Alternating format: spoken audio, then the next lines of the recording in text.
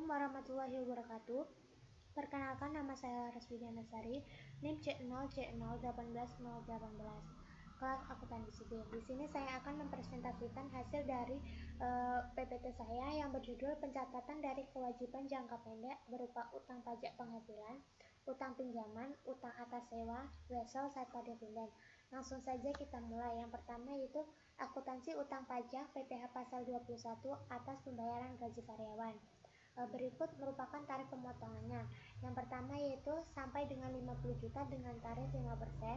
Yang kedua 50 juta sampai dengan 250 juta dengan tarif 15%. Dan yang ketiga yaitu 250 juta sampai dengan 500 juta dengan tarif 25%. Kemudian terdapat pemotongan PPh pasal 21 untuk jurnal PPh 21.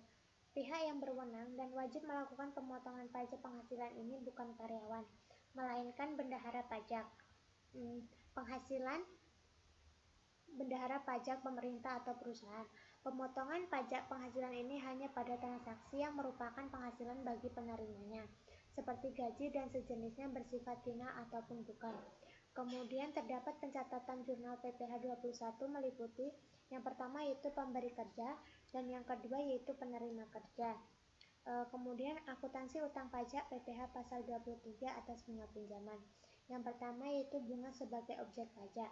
Pasal 4 ayat 1 huruf F Undang-Undang PPh menjelaskan bahwasanya yang menjadi objek pajak adalah penghasilan, yaitu setiap tambahan kemampuan ekonomis yang diterima atau diperoleh wajib pajak, baik yang berasal dari Indonesia maupun dari luar Indonesia yang dapat dipakai untuk konsumsi atau untuk menambah kekayaan wajib pajak yang bersangkutan dengan nama dan dalam bentuk apapun termasuk bunga.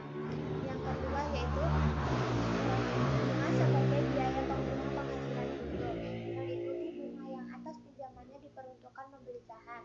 Yang kedua selisih bunga yang dibayarkan ke pemilik saham. Yang ketiga yaitu bunga yang dicatat secara akrual. Kemudian terdapat akuntansi utang pajak PPh pasal 23.